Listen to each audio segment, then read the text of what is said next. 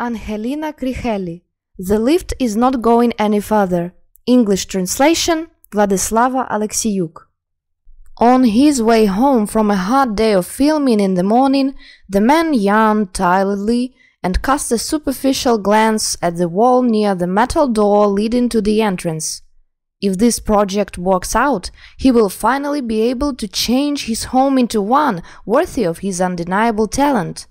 After all, it can be that his 10th film in a row is only paying for itself without putting a single penny in his pocket. He smiled dreamily and froze. Suddenly, his eyes caught something strange on one of the advertisements. He read it again, more carefully, blaming his misunderstanding on his chronic fatigue. Studio apartment for rent on the 7th floor of this building. All details in person. Nonsense! I rubbed my eyes and read it again, then frowned. First of all, his house is 5 stories high, so the 7th floor cannot exist a priori. Secondly, if someone wants to rent out their home, why does he write about it on his own house? The tenant will never know where to look for such an advert. Just in case, I stepped away from the entrance, held up my head and counted the floors. Could the taxi driver have just got the address wrong? But no, here is a sign with the street and house number. And here is my own balcony on the 2nd floor. His wife would probably scold him again for wandering around all night, and he understood her well. After all, in monetary terms, his work is more like a hobby that costs a lot of money than a job that can support a family. Anna dreamed of having a child. What could he give to a child? A promise that the next film will definitely bring the desired success, fame, and money? He shook his head. He turned resolutely towards the entrance, trying to ignore the strange announcement. After all, it had nothing to do with him. Even if it was some kind of scam, a smart person would probably figure out that there was no 7th floor. When he jerked open the door, the intercom beeped. Dmitri stood there, staring in disbelief at the lift in front of him. But he remembered well that there was supposed to be a staircase in this place. Now there was no sign of them. The only way to get home was by lift. How was that possible? Maybe the guys had just decided to play a joke, being in the mood of the day? He gently touched the cold metal with his fingertips, as if it were real. He knew better than anyone how to create something artificial in a realistic way. He kicked the lift with all his might and immediately howled with pain that pierced his leg. It was real, damn it. Frantically, I got out, slamming the door with all my might. He hastily dialed his assistant's number. "Tell me, Vasya," he began without preamble, rather angrily. "What kind of jokes are these? Just return everything to the way it was, because I'm not in the mood to appreciate this joke right now, and I'm really sleepy." "I don't understand," the assistant director mumbled sleepily on the other end of the line. "Come on," the man grumbled incredulously. "No one else would have even thought of it." There was a deep silence. "Dmitri, what happened?" the other man asked, cautiously. "So it wasn't you and the boys?" "It's hard for me to answer when I don't even know what you're talking about." "Then I'm sorry," he mumbled in confusion and hung up without even saying goodbye. He looked doubtfully at the door, which opened the next moment. The neighbor greeted him with a grudging greeting and walked away. Dmitro had long been used to being treated with carelessness. For some reason, workers at factories, newspapers, and, in short, all non-creative professions believed that his work consisted solely of parties, which is why he came home in the morning. and not because they have a merge budget, but because the client wants the result to be bright and for yesterday, and the actors, of course, will not agree to work for a pittance on bare enthusiasm. They also need to feed their families. It will be easier for them to become bloggers and earn money times more with hard work. Although, what is he? Just like those neighbors, he has started to consider someone else's cross easier. It was disgusting. When he recovered, he rushed to his neighbor. "Excuse me, did you take the lift or did you take the stairs?" The neighbor recoiled, twirling his finger at his temple. "You should drink less at your parties." "What the hell is a lift?" He shouted in displeasure and walked away, occasionally turning back. Dmitri followed him with an even more confused look. "They'll gossip again, damn it." He returned to his own entrance and opened the door. The second attempt did not change anything. The man stared dumbfounded at the lift in front of him. This is nonsense. His neighbor had just calmly left using the stairs. That lift couldn't be there just for him. This assumption sent shivers down my spine and made me feel chilly. But he was even more terrified the next moment when the lift doors, as if they had heard and understood his thoughts, opened with a soft chime, revealing to him a clean, shiny metal box that looked as if it were brand new. "I don't have to go in," he persuaded himself, although he knew that there was no other way to get his own apartment. He could wait for the other neighbors and, when they came out, ask for help getting up the stairs to the second floor, even if they think he is crazy, but he doesn't have to talk about his strange vision. He could just lie and say that he had twisted his ankle. While he was thinking, the lift remained open, and if patiently waiting for his decision. The idea, even at this stage of thought, turned out to be unrealistic, because only one of his neighbors leaves the house early. The rest would probably crawl out on their own no earlier than 2 or 3 hours later. Conclusion? He cautiously placed the edge of his shoe near the lift door. He either felt or heard someone giggle in a friendly way. That was it, the roof was off. He mentally waved and entered. The door floated smoothly in front of his nose, closing the small cubicle with him inside. Dmitri took a deep breath, gathering his strength, and prepared to press the button for his floor. But he couldn't find a single panel with a button. With his eyes wide open, he began to feel the smooth walls in search of hidden panels, levers, and means of communication with some kind of dispatcher. The lift shuddered, and Dmitri drowned in the crazy laughter he heard as the iron monster rushed upwards. At the same time seemed to have frozen and crawled by like a lazy snail. The man experienced a real cognitive dissonance during the journey. Finally, as if mocking, the doors opened just as friendly. The lift dinged, spitting him out of its bowels, and instantly disappeared behind him. Instead of that, the confused man found himself in a semi-dark room he had never seen before. He was absolutely sure that he had not. The room seemed empty until he heard a faint rustling in the corner. "Come, sit down," said a voice that belonged to a being in the darkness. I couldn't tell whether it was a woman or a man by the voice, which surprised me greatly. After all, professionally, he always listened to pronunciation. He looked around the room and couldn't find a single piece of furniture. "Oh, I'm sorry," came a mocking voice from the same corner. Dmitri drew his eyebrows together on the bridge of his nose. Who would have thought to make such a stupid joke and humiliate him? If he had been a famous womanizer like Mykola, who was now playing in the main role in his film, he would have thought it was his exes taking revenge. If Vadim was a supporting actor who owed half of his colleagues on the set, one might think It was restless creditors. But who did he cross the road to? Something painfully slammed into his legs from the back, forcing him to bend his knees. The next moment he found himself sitting on a simple chair. "Who are you? Or such a thing," he said, frightened, realizing that this chair hadn't been there a second ago.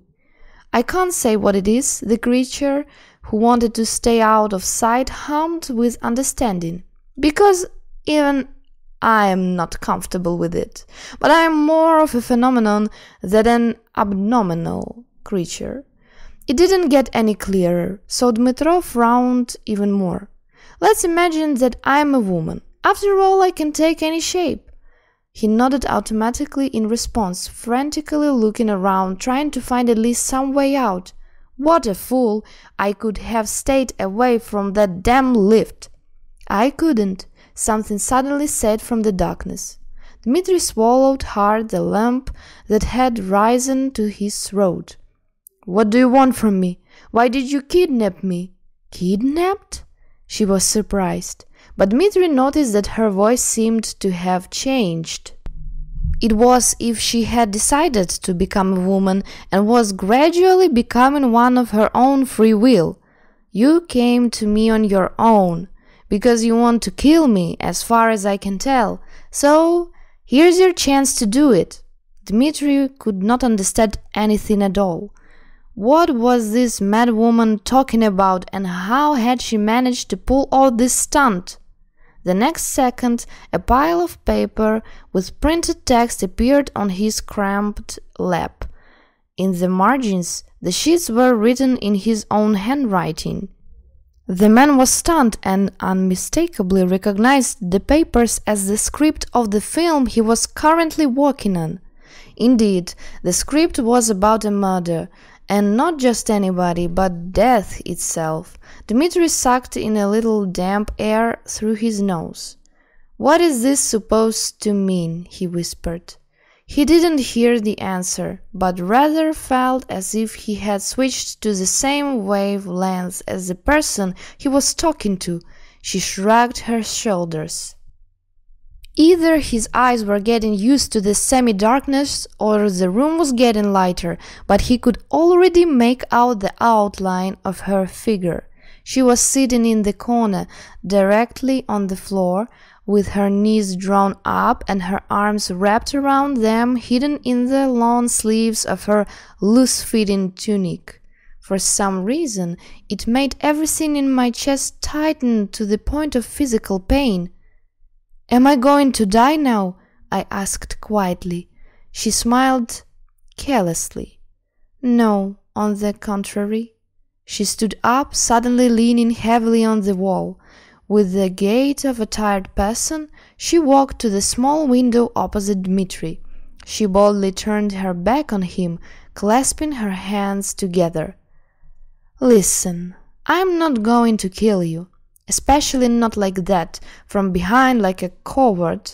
The man finally came to his senses, waving a pile of papers in his hand. "Why?" she asked in surprise, turning sharply to face her guest. "It says so right there." She shook her head at the script he was pinning his hopes on. It was because of the topic that the scriptwriter had raised. Because of people's interest in everything otherworldly, that they were getting into without knowing the way, and he didn't know either.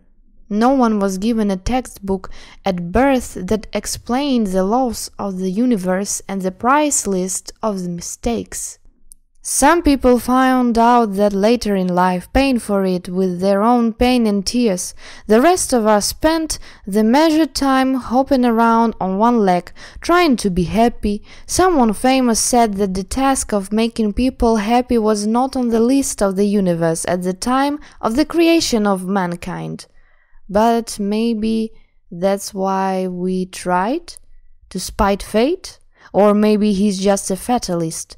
This is not my text, I didn't write it. He started dejectedly. I'm just a director making a film. It was commissioned. She nodded in understanding. I know. The screenwriter has already explained everything to me, she added with a bitter smile, which almost made Dmitri fall out of his chair. It turns out he's not the only victim. I realized that this was no joke. Or rather, he felt it again, and he was sure that he was not mistaken. Is he alive? He asked at the edge of his hearing. She looked at him with a long, piercing gaze, and then nodded slowly. In Dmitri's opinion, she looked so cute for death. Her features were so delicate, her long, almost golden hair dazzling with its light. He couldn't see more details because she was still standing against the light. It's funny how this has a double meaning. I'm not against the world, she said indignantly. It's the world against me. The fact that she was a mind reader was no longer surprising, but the position of the victim was stumping. That's bullshit, the man said with a chuckle. Maybe he was losing his mind, but he could no longer be afraid of her, because he saw a defenseless girl who was angry with the whole world. You are the one who takes life from us, not us from you. Death stared at the interlocutor in shock. This was not the first time she had heard this, but each time she was sincerely surprised at how much the blinders prevented her from seeing. Lately, she had even begun to doubt that maybe it was she who saw, like a horse in a race, the only way and no alternative, the only solution, the only answer as the right one. You're ridiculous, she finally responded. I'm connecting the lights. Look around, what do you see? He looked around him, puzzled. He was surprised to note that the darkness had receded in the corners and the room was getting lighter and lighter. He could not determine where this light was coming from, no matter how hard he tried. What does it all mean? Death smiled mysteriously, leaned forward a little, tossing her golden hair over her shoulder. I protect this land with a real dome of light. Each of you is like a hair on my head. With each of you I weave a dome of light that surrounds the earth. By walking with me, light people unite with this dome. Where the dark ones are going, he guessed himself. He listened to a lot of sermons as a child. But lately he has stopped believing in beautiful words because children should learn from their parents' actions, not their linguistic pearls. If you call yourself a father, then lead your children on the bright path, not into the abyss of morality to please the times. When there are not enough bright souls, I have to braid my own hair. After all, it is my job to find and take away the light guardians of the dome in time. He realized, was frightened at the moment, why it is often the good people who die the fastest. Are they needed to protect the earth? And then what will be left to protect when it all remains? Death confidentially bowed its head and parted its locks in different directions, revealing the bald part of its head, but the next minute she hid it, straightening her hair. A little more and I'll look like your pictures, she smiled benignly. Do you need help? I asked timidly, beginning to understand what she was getting at. She nodded thoughtfully. Do you know what the price is for every decision, every careless word? You don't know, but I do. You don't know it consciously, but this knowledge is embedded in you from birth. You just need to not ignore it. Now imagine what the price will be for deliberately composed words, films. Dmitri was horrified, instantly imagining what she was talking about. He went through the many films he had watched in his head, including those about death, numerous books with the authors' speculations. In fact, few of them knew exactly what they were writing about, and even fewer had the permission for the heroes of their works. He understood that these were not his thoughts. She was conveying her experiences and feelings to him. "But can I change anything?" he asked helplessly, imagining the scale of the book and film industry around the world. "Not on that scale, no," she shook her head with a soft smile, "but in your own you can." He looked up from his forehead. "A lot of money has already been invested in this, which I will have to pay back. How many directors make films like this? I don't believe that you arranged such a meeting and intimidated them into giving up their idea. No, of course not. Only those who are able to hear and refuse. After all, there's no point in talking," she admitted gloomily. "Is it only money that stops you?" "Not only," Dmitri grumbled. "What about my reputation? I started filming and quit. How's that?" "It's worthy," she shrugged. "To give up the dark in time is a respectable act." The director fell silent and looked thoughtfully at the script in his hands. "But you can't be killed. So why did you get so scared that—" I finally caught the question that had been on my mind all the time I was talking to her. "Why did you decide so?" Death was surprised. "There is nothing impossible in the world. Not for those who try, not at the time when they try, or in the wrong place, because everyone has their own destiny. A fish doesn't climb a tree, so why is everyone trying to be someone they're not for the sake of someone else's whim?" Dmitro closed his eyes for a minute, feeling as if he was letting all her pain pass through him. "You know, as they say, water can wear away stone. If humanity continues to wish for my disappearance, one day it will happen," she said. "But for such an event to happen and for the earth to stand, all the bright people will die in an instant to keep that protective dome up for a while, and those who will remain will have true eternity at their disposal, an eternity of suffering and pain. After all, I save seriously ill people from them. An eternity of boredom for those who have everything. After all, it is the fear of me that keeps them entertained when all other ways have run out. An eternity of emptiness for those who have already done everything and cannot leave, because there is no guide." They were both silent, each thinking about his own thing.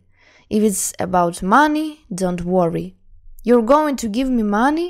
he huffed incredulously. "I'm not the devil," Death smiled openly. "He's the one who gives you what you want, the one who covers up your own high-nosed needs. Maybe he would have gone away to peace if he didn't need millions, but I'll give you the money. Just have a little patience." Dmitri twisted the phone in his hands, looking at the figure in front of him. He couldn't say exactly how he knew he wasn't lying, that he wasn't dreaming. But what would he tell his wife?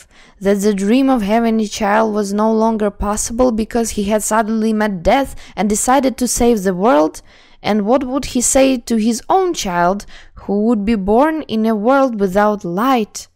"Vася," he said into the phone, dialing the assistant director. "Cancel all filming for tomorrow." "Are you crazy?" the assistant growled. "I'll explain everything to you later." "What do you want me to explain?" he boiled.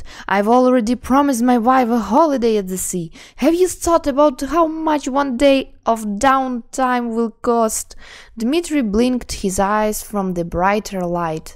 "It won't be downtime," the director explained a little guiltily. "It's the cancellation of the film. I'm not going to film it anyway." "What are you talking about? Why would you do that? You know what? Then I'll just shoot it myself. You think you're so brilliant? We'll do it without you. I don't want to have anything to do with you anymore." Dmitri put the phone back in his pocket, pressed the disconnect button, and then stared at Death. "Are you satisfied?" he grumbled a little resentfully. She smiled gently. "You are," she said confidently. Dmitry really felt a sense of satisfaction spreading through his body that his decision was right. "And what's next?" he asked, confused. "Rest." She tilted her head to the side, looking at him with interest. "I'm glad I was right." The screenwriter answered differently. "How exactly?" "I have already seen my name on the poster for the premiere," she replied bitterly. "And they will shoot it without me," I realized. "There are no irreplaceables, right? And I will be standing in the twilight of someone's glory that could have been mine, someone's well-being which could have made my wife and parents happy." Death said nothing. The lift rattled again behind him. Dmitry looked where the other person's eyes should have been, but saw only light blurring in front of his own vision. Obediently, he headed for the metal booth, not even wanting to think where the lift would take him this time. Finally, he turned around, but the room was empty. Smiling to himself, Dmitry entered the lift. The doors closed, but only to announce a minute later, "The lift is not going any further," and then drop him off at his apartment door and disappeared into thin air. Feeling extremely emotionally tired, Dmitry entered the apartment, where his wife immediately jumped at him. Her wide-open eyes, full of fear, forced him to get closer. "What's wrong, darling?" he asked cautiously, hugging her to him. "It's so good that you're home," she exclaimed into his chest. Dmitry looked around the only room in their apartment with a surprised look. Everything was in an unusual mess. Things were scattered. "The news have been saying for the last half hour that the world is on the verge of another world war. But a minute before you came back, they said that the world leaders had reached some kind of decision, had signed something," she explained confusedly. The director hummed in understanding, hiding his eyes. "Where were you, by the way?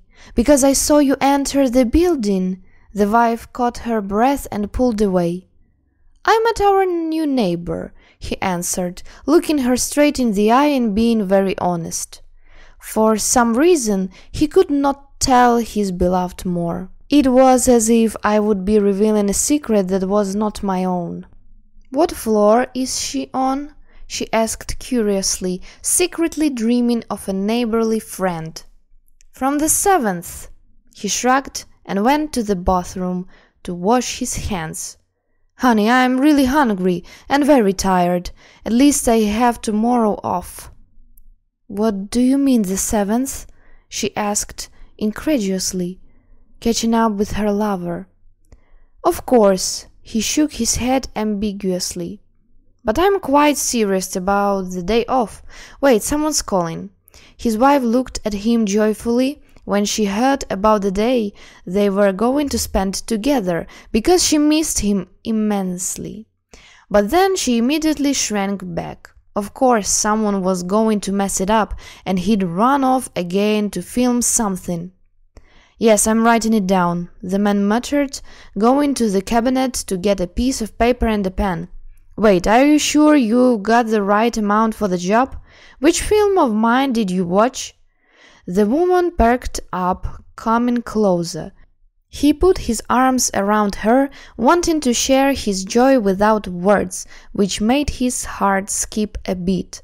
He listened attentively to the words of the unexpected customer and looked at his beloved with happy eyes. "Wait," he interrupted. "I can't make it tomorrow." My wife pulled away in surprise and twirled her finger at her temple, seeing a huge amount on the piece of paper.